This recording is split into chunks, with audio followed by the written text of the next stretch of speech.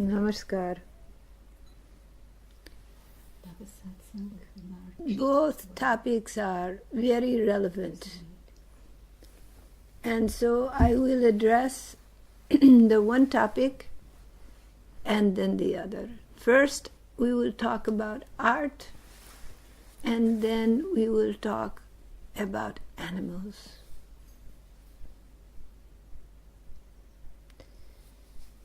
Art is a deep form of human expression.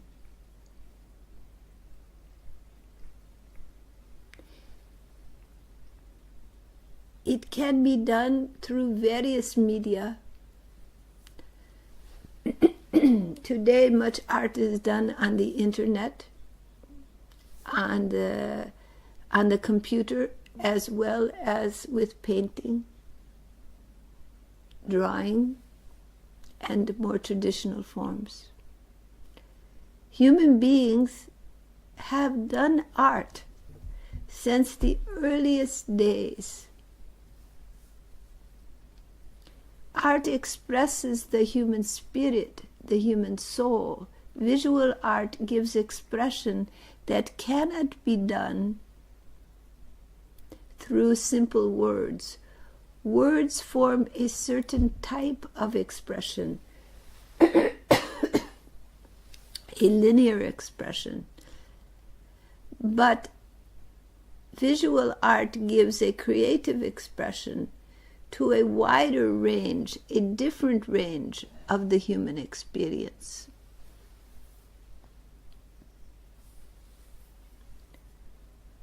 Art is there to express the soul. Many times people also express their pain, their suffering.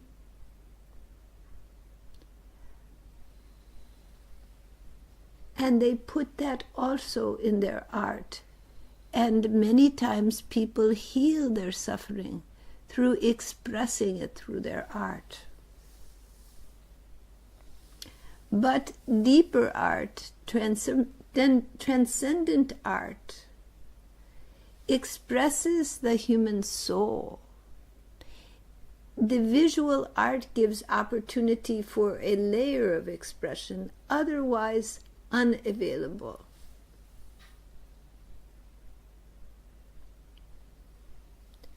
Poetry gives expression in words that cannot simply be expressed in a linear form of thinking.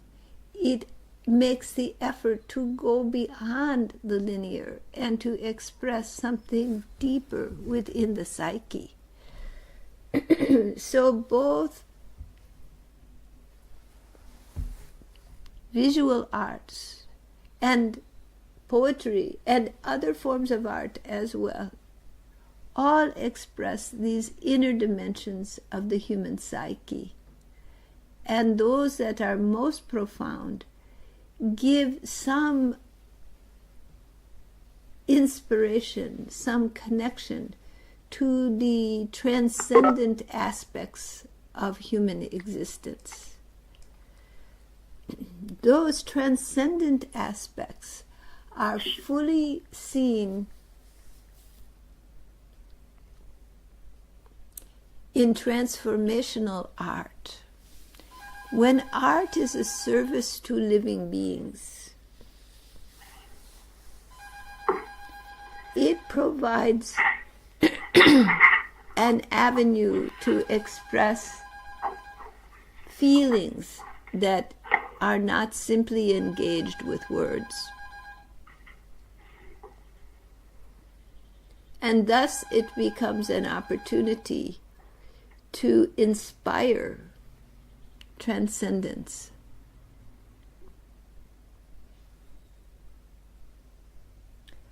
When you watch movies or read books, these forms of art can bring you to the depths of despair, or they can bring you to the heights of inspiration.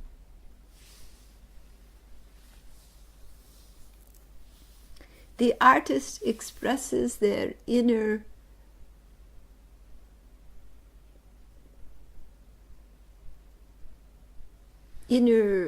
world, but they also provide an outlet for others seeing the art, hearing the art, reading the art, to see, to feel, to experience that inner world. So the best art, the most profound art, gives opportunity for people to access the deeper aspects of themselves in ways that they may not be able to do through their ordinary life. And thus the art becomes a great service to living beings.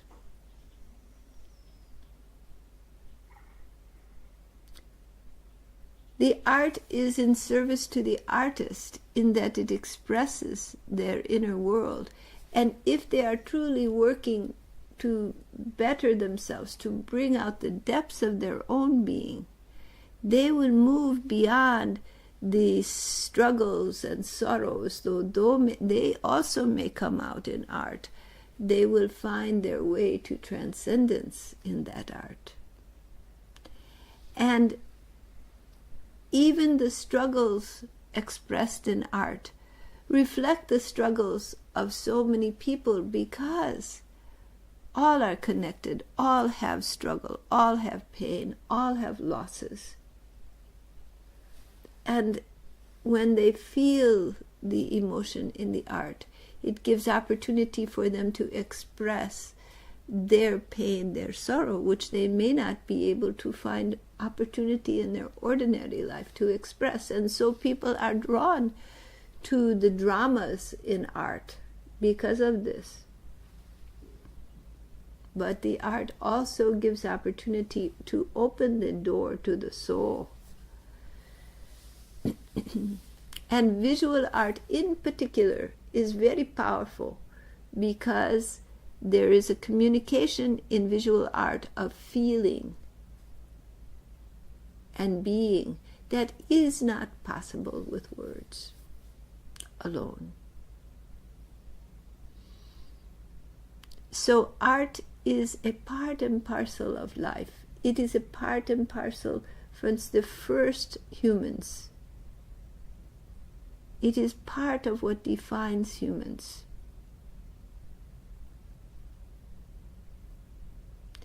And it is a service in the society.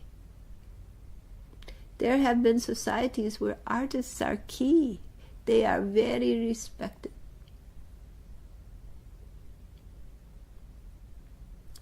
Because through their art, they express the collective psyche of the tribe, the clan.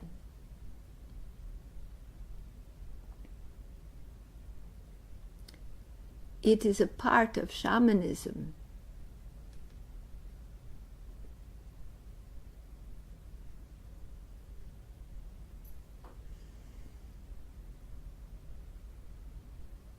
And to be able to keep the record, the knowledge of the clan, the tribe in the art was considered very important.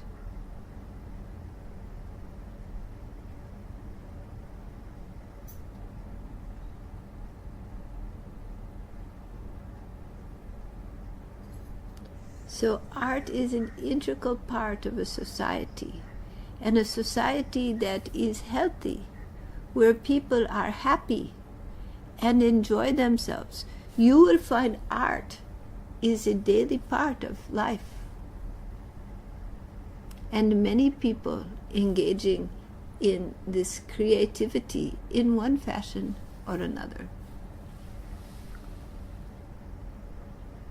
Societies where people have a little ease, they do more art. Societies where people suffer and struggle just to stay alive, you will find an absence of art. This is a key warning that something is wrong.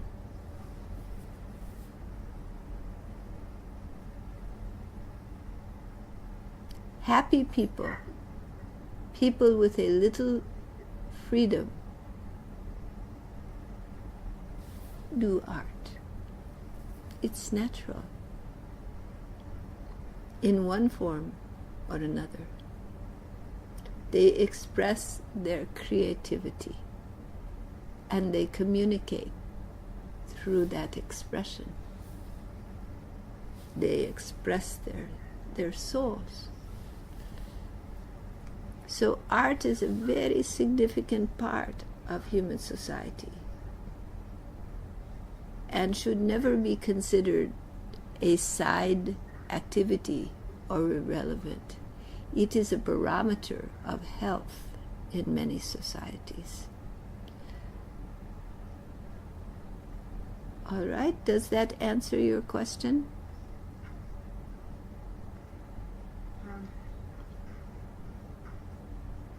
Yeah, I was wondering, what is this art for art's sake? And what is this kind of negative approach? What do you mean, art for art's sake? No, as Baba Sarkar told that, not art for art's sake, but art for service and blessedness. So yes, art for art's sake, you mean just attempting to be artistic.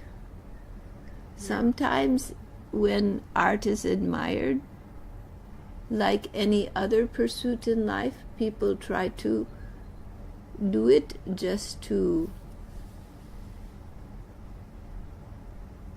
express their, to be popular, to impress people, to make money, just like people do other things. Yeah, but let's say, let us say that this art they are doing is still like beautiful, it's appealing. So is it not still? If it is beautiful, if it is in service, if it gives to others from your heart and your soul, then it is service.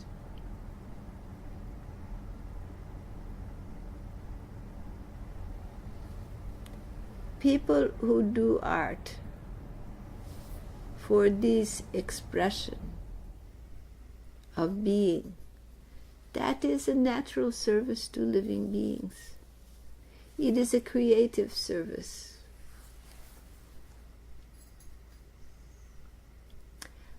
This expression, art for art's sake, means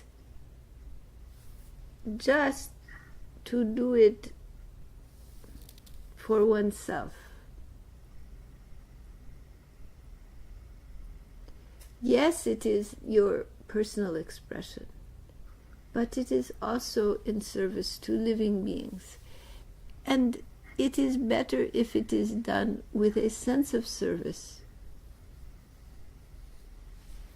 that expression comes forward in service to the divine, in service to living beings.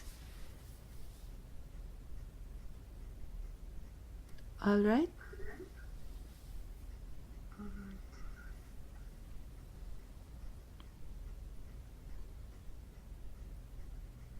But art is service, unless done for a poor motive. If the motive is not good, then the service becomes less. But to just express your heart and soul and give it to the world in form, in sculpture, in painting,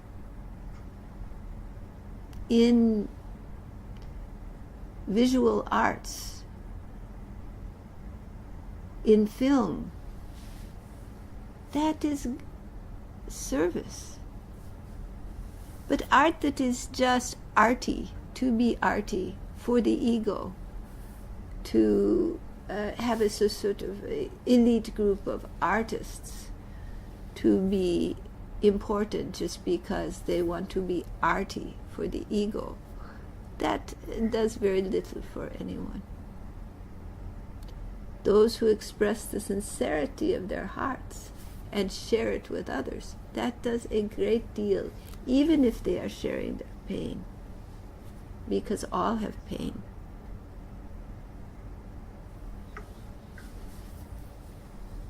Maybe these people do not have the techniques to do art, but those who do with maybe selfish motives, they may be very talented. So where is the border? I cannot hear so well.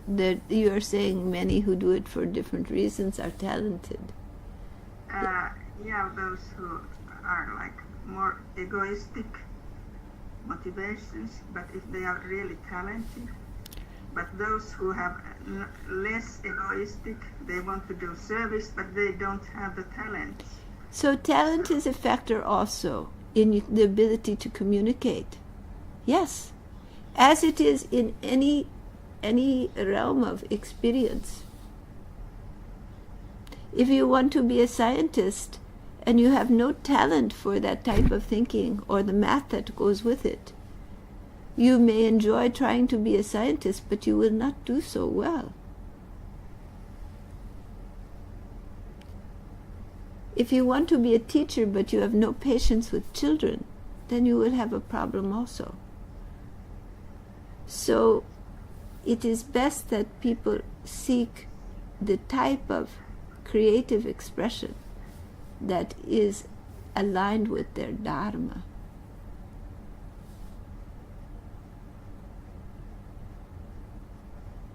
But in any field,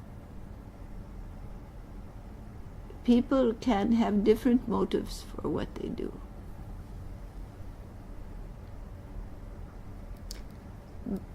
What is important to remember about art is that it is critical to the human society, and it is a gauge of how healthy a society is.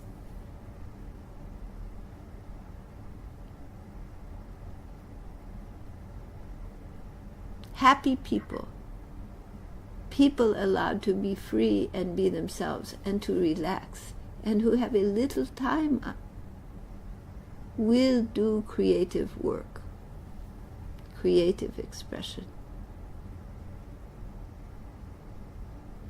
When that creative expression is not there, something is wrong in the society.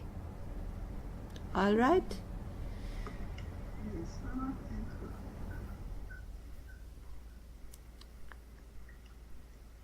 Regarding animals, this is an entirely different topic. We're switching topics because there are two affairs brought up. Animals are only different than human beings. The mammals you are talking about.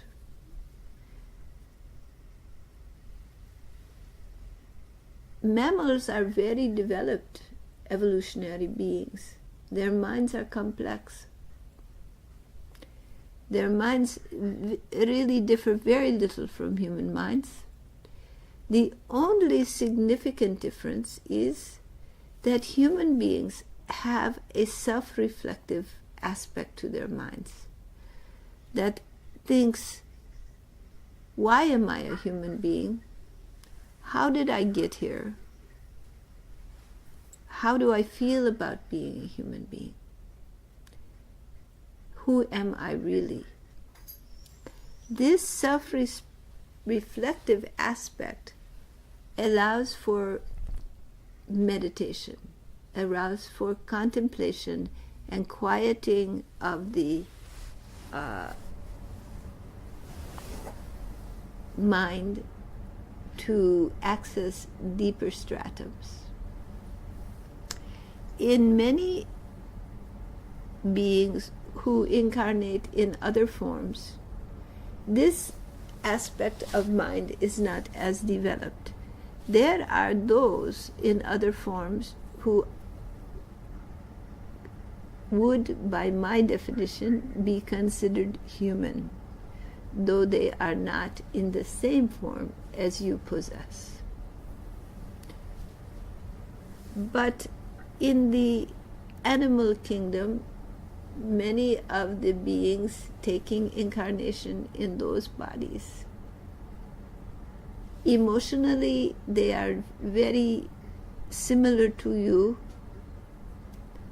Mentally they are very similar to you. They want to enjoy the life. They love their children. They want to be happy. They want to have their basic needs for food and shelter met. They have reasoning and cunning.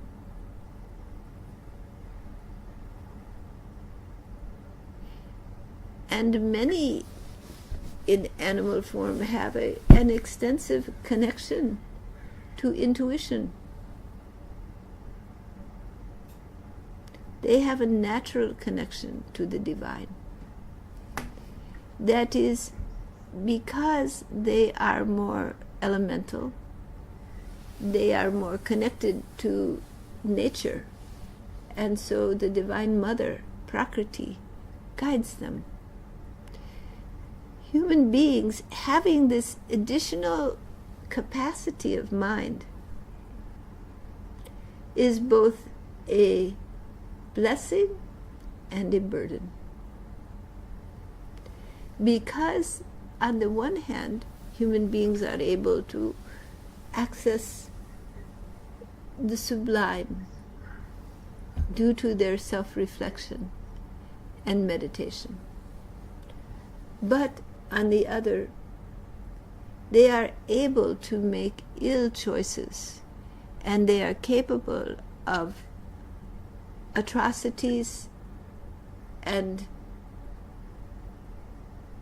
malevolence that you will not find among animals in any species to the degree you find in human beings.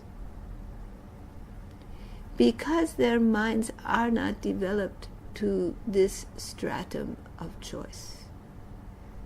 They are guided by Prakriti, and the simple values of life sustain them intuitively, naturally. Human beings having this more developed capacity, this additional layer of mind, more developed Mahatattva,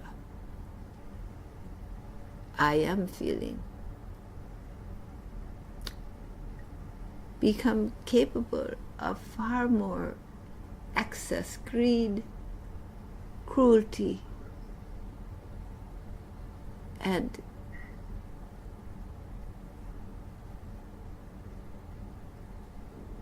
harm, as well as immense love, kindness, and divine connection. So human beings have evolved this additional level of development that allows them to make choices.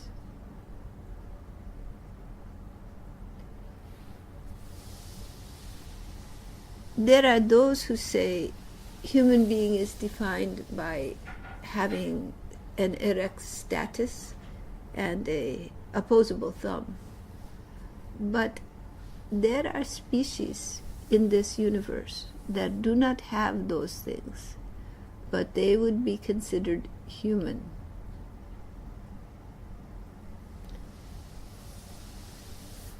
Yet all animals have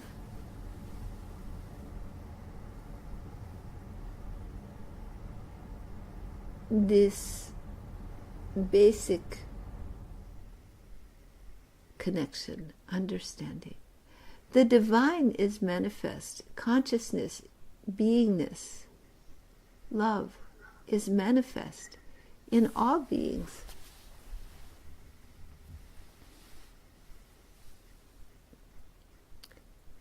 The more developed and intelligent the being, the more capable of pain and joy and love.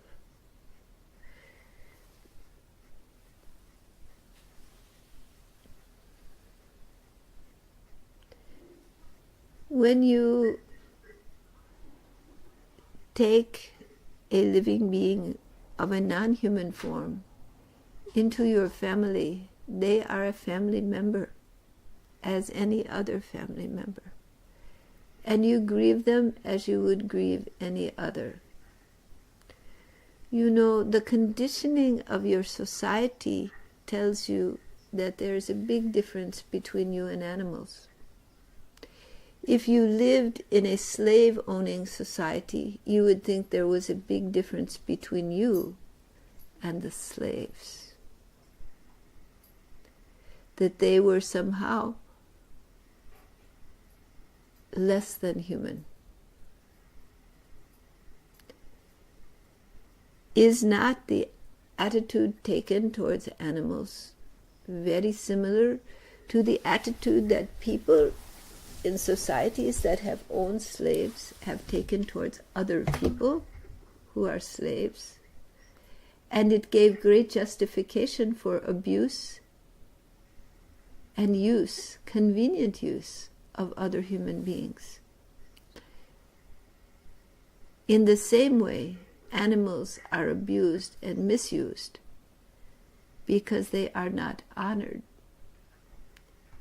as equals, deserving the same rights as human beings to a happy life, to getting their basic needs met, to having contentment, peace, safety, and security. The deer, the lion, the elephant, the cat, the dog, they all want this, just like you do. All inhabiting a physical form want this. Even the trees in the forest want this. It is the ignorance of people that they do not understand that they are not so much different or above any other living being.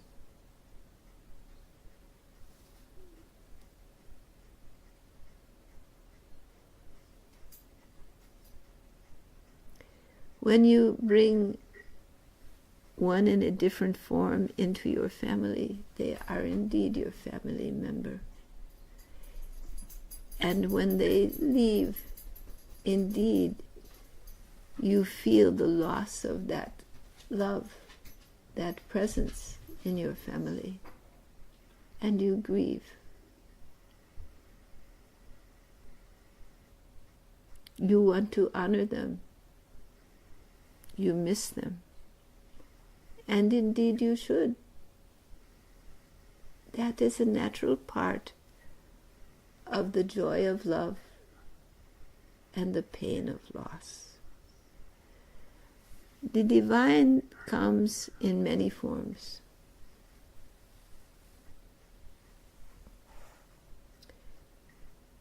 As a spiritual man, a spiritual woman, you know your loved one has left you in one form, but that beloved will come in other forms. Forms are always changing, but the one who lives in all those forms is the same.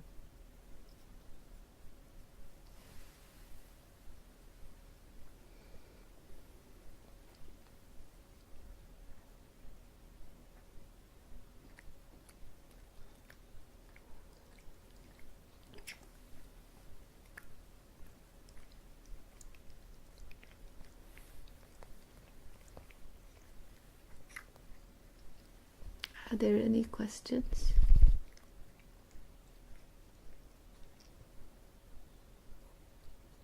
How about the plants? What plants are higher developed and have more connection with humans? You see, there is it depends on the development of the Aham Tattva and the Maha Tattva. So if primarily Chitta is developed, the form will be very simple and the development will be less. When Aham Tattva, the sense of being able to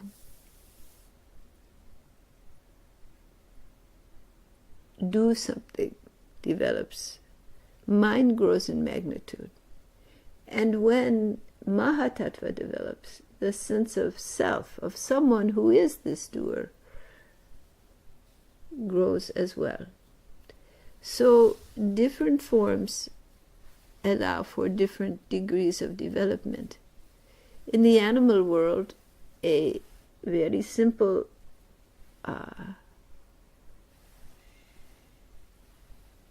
amoebic form has very little Aham Tattva, very little, no Maha Tattva. But by a fish, Aham Tattva is more developed, Maha Tattva is still very minimal. But by the time it becomes a porpoise, then Maha Tattva is quite developed. Or a whale, Maha Tattva is quite developed. Very strong sense of personal identity and self. Strong bonding in relationships, complex societies. A wolf's society is complex. The society of whales are complex.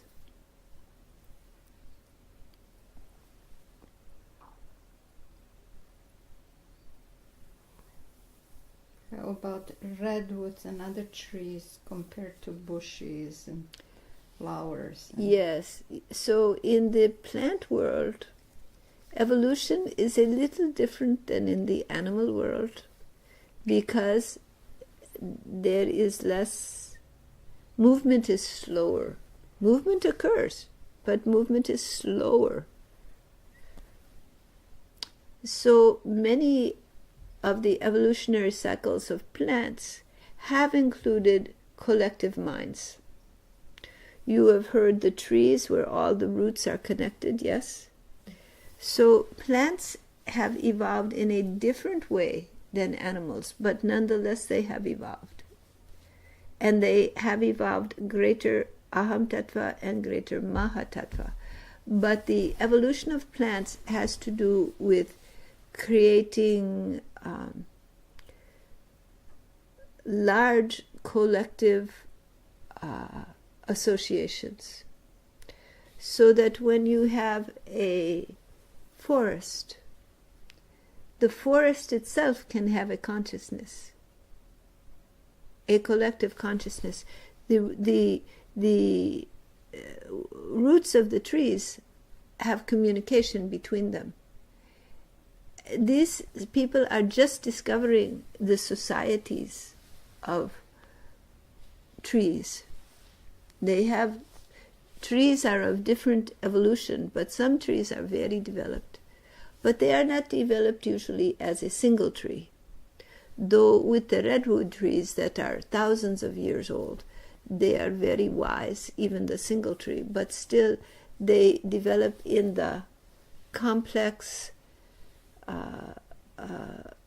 society of trees. You say a grove, as if a grove is just a thing. It is not. It is a society of trees.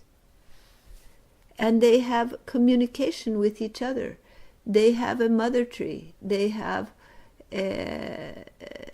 feel the harm to any member of their society. They protect themselves collectively. Simpler plants that do not have interwoven complex root systems with many of their other plants, they are less developed. But trees, it varies from species to species, but there are those trees that are very much developed and in communication. There are whole societies of trees, and they have complex communication systems, but their communication systems are slow. Their movements are slow compared to the movements of human beings or animals, but they have movement. They have developed Aham Tattva, sense of doership. They have a developed Maha Tattva in many of them. Sometimes the Maha Tattva is shared, it is collective. So there may be 1,000 trees, one Maha Tattva, one sense of shared collectivity.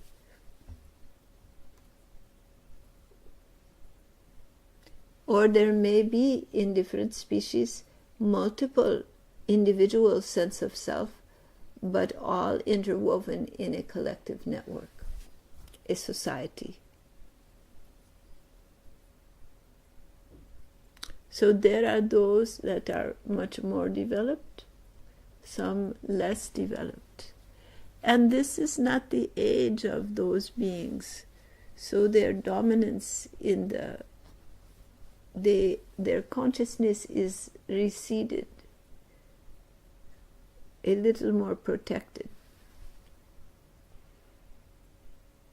They are not as actively expressed as in the past or in the future. It is not their time. But still they are there, still they have their societies, still they have their own ways of communicating and their collective.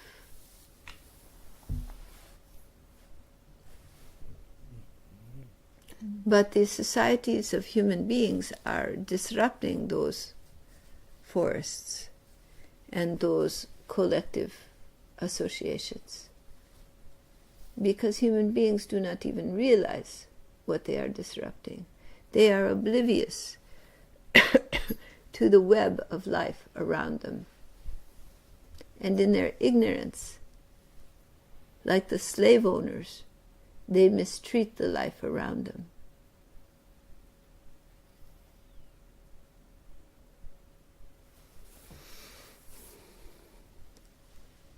How about sunflowers and vines?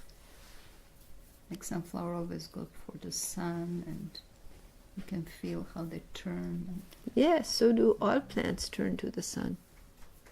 It is the source of their life force. Mm-hmm. They take part nutrient from the earth, but they take nutrient from the sun directly. Something that human beings have lost the ability to do. Animals do not have as adequate ability to take their nutrient from the sun. Plants have developed this ability. So you see, it is not a lesser evolution, it is a different evolution. I heard that human beings draw some of the sun through the plants, eating plants fresh and things like that. Yes, that is how human beings, because they have lost the ability to directly take from the sun, except for a rare person. So they must take from the plant, who have not lost that ability. How about the subtle creature, gnomes, fairies? That is another topic still, another day. Okay. Enough for today. Okay, all right. Thank you. All right. All right. Does this answer your question? Yes. All right. Namaskar. Namaskar.